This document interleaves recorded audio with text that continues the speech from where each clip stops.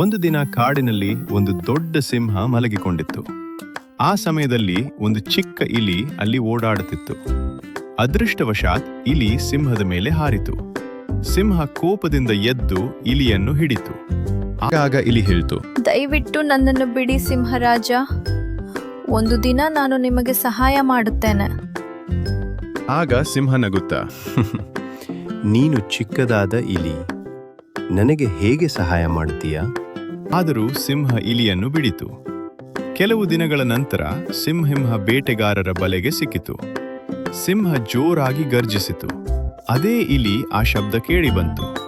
ಇಲಿ ತನ್ನ ಹಲ್ಲಿನಿಂದ ಬಲೆಯನ್ನು ಕಚ್ಚಿ ಕತ್ತರಿಸಿತು. ಆಗ ಸಿಂಹ ಇಲಿಗೆ ಹೇಳಿತು, ಧನ್ಯವಾದ ಗೆಳೆಯ ಎಂದು. ನೀನು ಚಿಕ್ಕದಾದರೂ ದೊಡ್ಡ ಸಹಾಯ ಮಾಡಬಹುದು.